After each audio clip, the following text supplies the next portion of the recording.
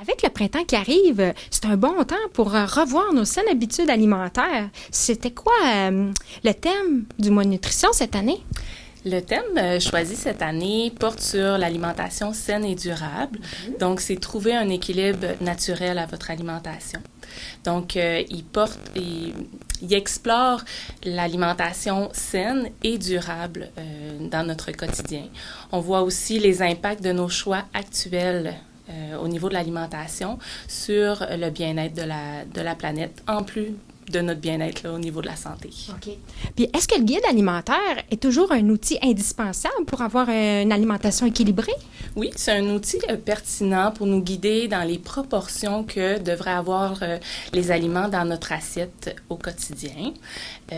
C'est sûr que le guide alimentaire le démontre bien. Depuis 2019, les changements qui ont été apportés au guide, c'est beaucoup plus dans le plaisir, cuisiner maison, prendre conscience de notre alimentation, puis de faire des changements par la suite. Okay. Là, moi, je suis curieuse. Je veux savoir pourquoi les fruits et légumes, c'est la clé d'une saine alimentation. Oui, les fruits et légumes sont une base dans la saine alimentation parce qu'ils sont riches au niveau de la valeur nutritive et aussi là, parce qu'ils ont des bénéfices positifs là, sur la santé quand on pense aux maladies chroniques comme le diabète, l'hypercholestérolémie, les cancers également. Okay. Combien de portions de fruits et légumes doit-on manger par jour?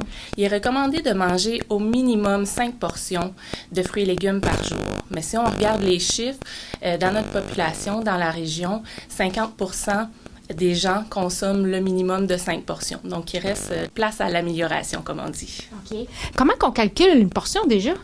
Une portion, ça correspond à un fruit ou un légume de grosseur moyenne ou une demi-tasse de fruits et légumes congelés en conserve ou frais. Puis ça peut aller jusqu'à une tasse là, pour les légumes feuillus, comme par exemple la salade. OK. Puis auriez-vous des trucs pour nous aider à parvenir à augmenter notre consommation de fruits et légumes? Oui. Des trucs, ça peut être aussi simple de se fixer des objectifs réalistes, soit avec la famille, avec les amis, se donner des petits défis. Souvent, ce qu'on entend, c'est des enjeux plus financiers. Donc, on peut regarder les spéciaux à chaque semaine pour trouver des aubaines dans les fruits et légumes. Donc, dénicher là, des fruits et légumes que ça serait avantageux. Cuisiner maison aussi, au lieu de les acheter préparés, on peut les préparer soi-même à la maison. On peut les consommer sous différentes formes. Donc, ça peut être congelé en conserve ou frais. Puis aussi, il faut penser aux fruits et légumes de saison. Donc, quand c'est en abondance, on peut penser là, que les coûts sont diminués. Donc, c'est le temps de faire nos réserves pour les prochains mois, par exemple. Si jamais il y a des gens là, qui sont intéressés, ils peuvent aller sur Internet. Il y a un calendrier là, qui est fait pour les fruits et légumes de saison au Québec. Donc, ça peut nous guider là, vers quoi s'enligner selon le temps de l'année. Mais c'est intéressant. C'est quoi ce site-là? Comment ça s'appelle? J'aime les fruits et légumes. Donc, il y a un calendrier là, qui est disponible pour les gens. Puis, on regarde là, la saisonnalité des fruits et légumes. Quoi le rôle des protéines dans notre alimentation?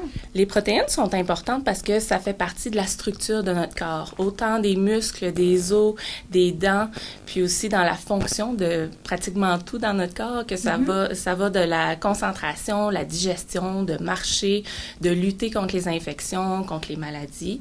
On peut les retrouver là, soit d'origine végétale, donc on peut penser aux noix, légumineuses, le tofu, ou d'origine animale, donc on les retrouve dans volaille, poisson, la viande, les œufs, les produits laitiers. Dans le fond, si c'est un défi pour les gens là, de consommer suffisamment de fruits et légumes, on peut penser à la communauté. Il y a des organismes qui existent, par exemple les cuisines collectives ou les jardins communautaires. C'est une belle approche aussi pour aller augmenter nos connaissances en cuisine. Fait que ça peut aider aussi. Puis de vous référer à votre nutritionniste du CLSC qui peut vous accompagner dans les changements. Bien, merci beaucoup, Émilie. Ça fait plaisir.